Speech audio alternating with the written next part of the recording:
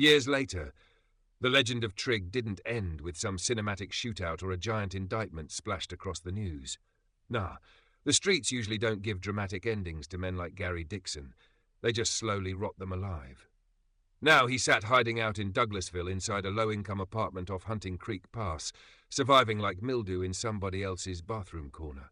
Not on the lease, barely paying rent, moonlighting as a caretaker for his aging sick mother whose body had finally collapsed under decades of drug abuse. The same crack smoke that raised him was now eating her alive from the inside like termites in old wood. And there sat Trigg in middle age. No empire, no family, no respect, no real gang, just internet arguments and paranoia.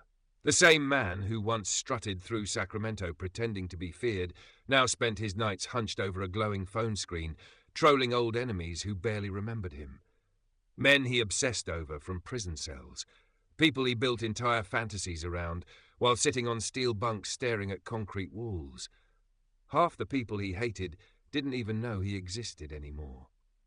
That's the ugly secret about obsessive street psychology. Some men never leave prison mentally even after the gates open. Their bodies get released. Their trauma doesn't. Trigg still moved like a frightened inmate, emotionally trapped in survival mode. Every conversation became competition. Every disagreement became disrespect. Every social media post felt like subliminal warfare aimed directly at him.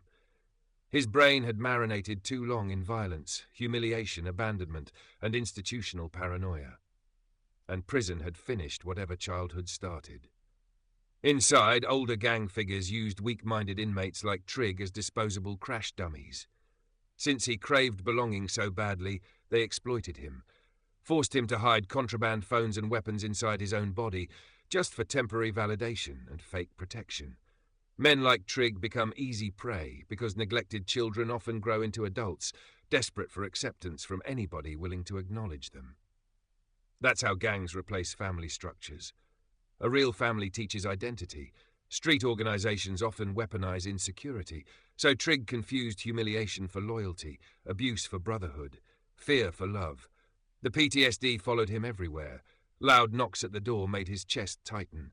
Helicopters still triggered prison yard memories. He slept lightly, distrusted everyone, sat with his back to walls in cheap apartments full of cigarette smoke and stale regret.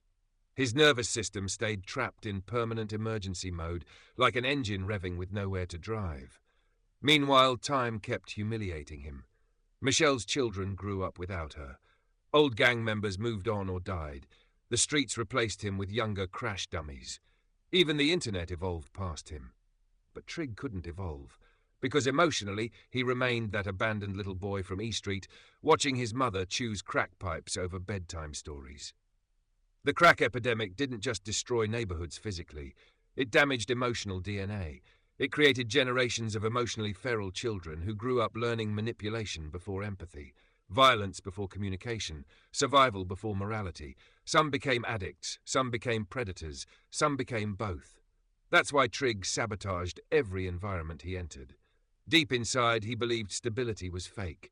Love was temporary. Peace was suspicious.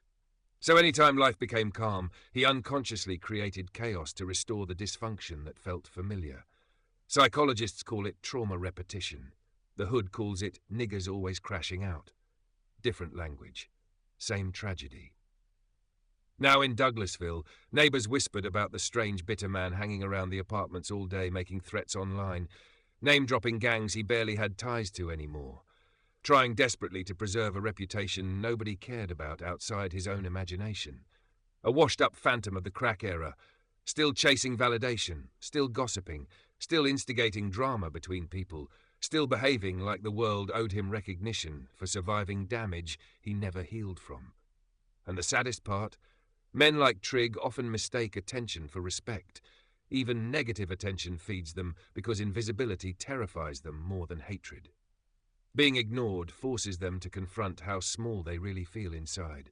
So they troll, threaten, lie, manipulate, inflame conflict, anything to feel significant for 5 more minutes.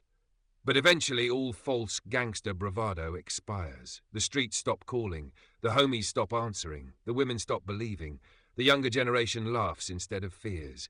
And all that remains is an aging man pacing around somebody else's apartment with prison trauma, internet rage, and decades of unresolved childhood abandonment rattling around his skull like loose screws in a dryer.